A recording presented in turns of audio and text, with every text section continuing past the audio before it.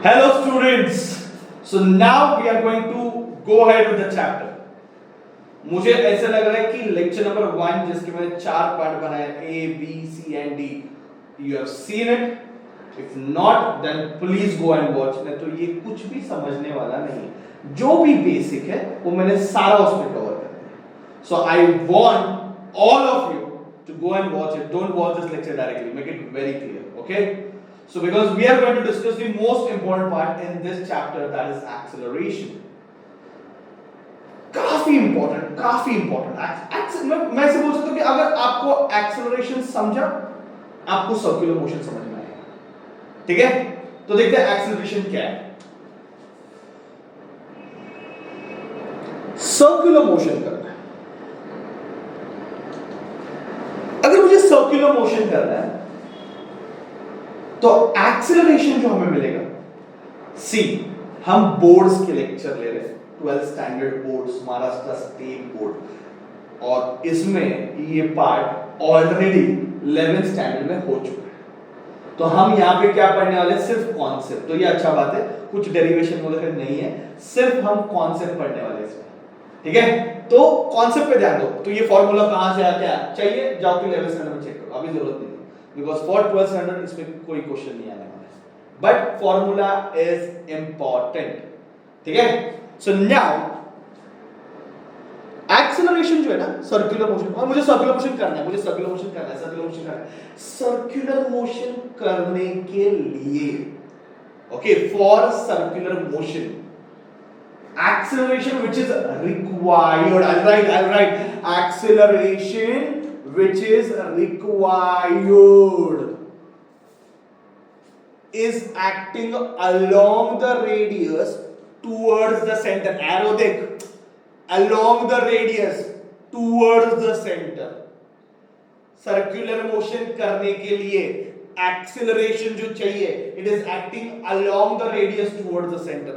ऐसे acceleration को हम बोलेंगे centripetal acceleration.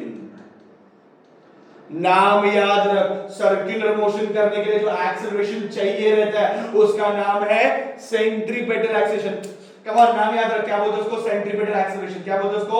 Centripetal acceleration. याद रहेगा, the acceleration which is required for circular motion. ठीक है, उसका दूसरा नाम भी है, अगर लर्न में पढ़ा रहेगा तो मालूम रहेगा.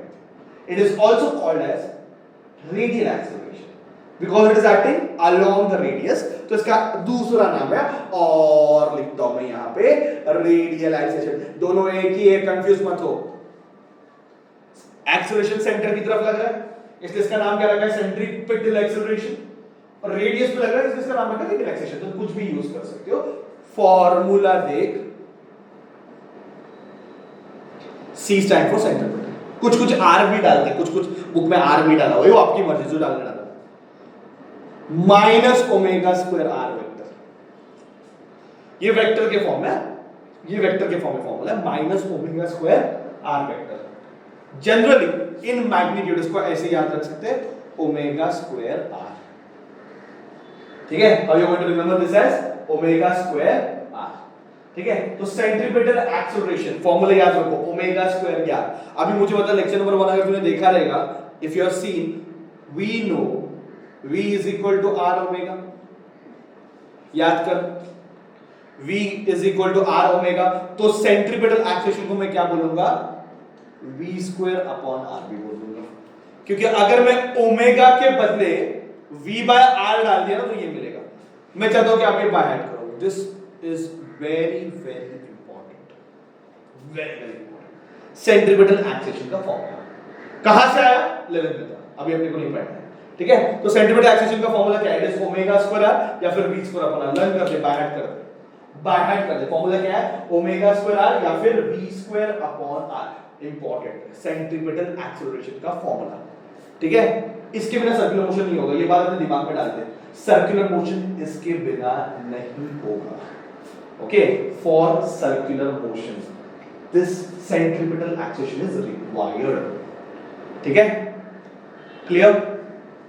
ये वेक्टर के फॉर्म में, वेक्टर के फॉर्म में देख के पता चलता है माइनस साइन का मतलब है ये दोनों, that is centripetal acceleration and radius, both are opposite in direction, that we know, इसलिए वो माइनस साइन है, तो मैग्नीट्यूड में लिखने का जरूरत नहीं है।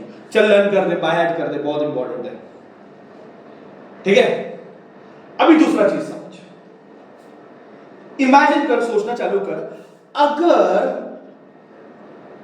एक बॉडी है, इस पे मैंने ऐसे सेंट्रीपिटल एक्सीलरेशन लगाया और इसे सर्कुलर मोशन करना चालू कर दिया, वेलोसिटी कैसे रहता है, बता वेलोसिटी कैसे रहता है, वेलोसिटी कैसे रहता है, टेंजेंशियल, ये जो वेलोसिटी जो टेंजेंशियल है, तो ये वेलोसिटी है ए पॉइंट पे, suppose this is point A, फिर बॉडी अगर बी पॉइंट पे चला गया तो ये वेलोसिटी हो जाएगा, मानते हो कि नहीं? ये तो पहले भी डिस्कस किया था, अगर बॉडी सी पॉइंट पे चला गया तो ये वेलोसिटी हो जाएगा। तो हर पॉइंट पे वेलोसिटी चेंज हो रहा है, ये भी डिस्कस किया था हमने पहले लेक्चर में कि हर पॉइंट पे वेलोसिटी चेंज हो रहा है, तो मैंने क्या बोला, it is an accelerated motion. Velocity change होने से भी एक्सीलरेशन मिलता है, और उस एक्सीलरेशन को हम बोलेंगे टेंजेंशियल एक्सीलरेशन। तो मैं यहां पे लिख देता हूं, this is the first one and the second one is due to change in velocity. Velocity change होने से जो मिलता है उसको हम बोलेंगे टेंजेंशियल एक्सीलरेशन।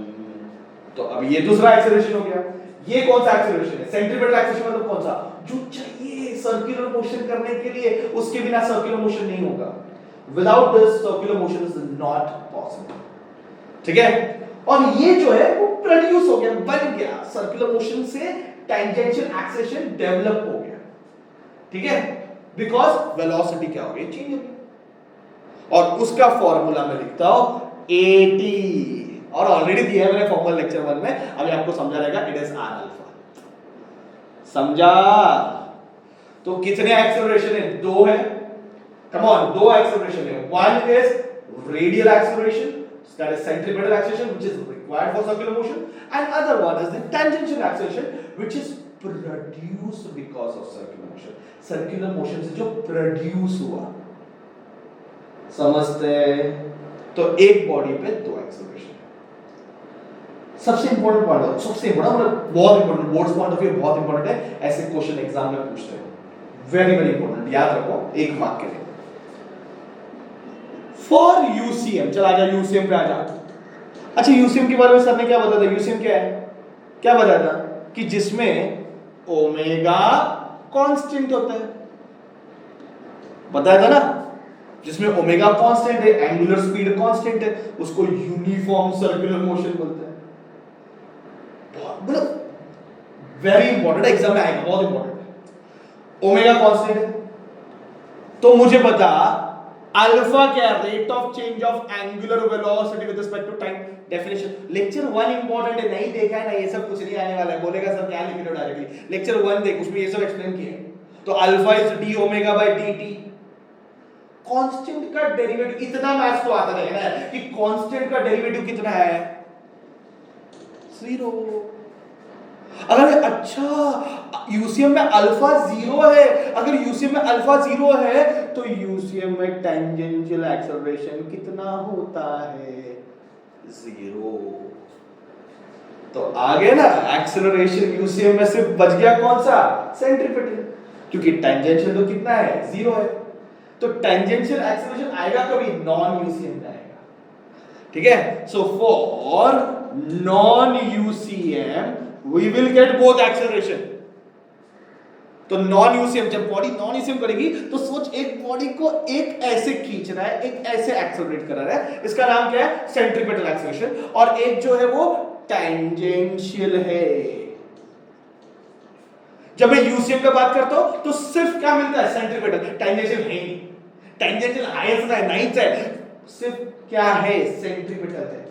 पर अभी दोनों भी है, सेंट्रीपिटल भी है और टेंजेंशियल भी है। जब मैं नॉन यूसीएम का बात करता हूं तो मुझे पता दोनों का शेप टी जॉइंट है कि नहीं, ये 2 वेक्टर है, दोनों का टेल जॉइंट है कि नहीं, तो मैं यहां पे पैरेललोग्राम लगा सकता है कि नहीं? तो इससे मुझे टोटल मिलेगा ना, एक ऐसा एक ऐसा है, तो रिजल्टेंट जो रहेगा नेट वो क्या रहेगा? दोनों का वेक्टर एडिशन। बात समझ में आ रहा है? तो ये नेट एक्सेलरेशन हो गया, किसमें? नॉन यूसीएम में। फिर यूसीएम में नेट एक्सेलरेशन क्या है? अरे भाई यूसीएम में एक ही है, क्योंकि ये वैल्यू तो कितनी हो गई, 0 है ना बॉस। तो यूसीएम में नेट एक्सेलरेशन क्या आता है? Is only centripetal. कहते हैं इट इज वेरी इंपॉर्टेंट। ये जो मैं बोल रहा हूं बहुत इंपॉर्टेंट है यार, ये कॉन्सेप्ट है। अगर ये नहीं समझे तो फिर क्या आगे बढ़ेगा चैप्टर में? Very very important. सारे पॉइंट्स अच्छे से नोट डाउन करो, बार बार वीडियो देख के मत पढ़िए, सबको पेज पे लिख अच्छे से और फिर पढ़, सारे फॉर्मूले अच्छे से नोट डाउन कर। ठीक है? Thank you very much.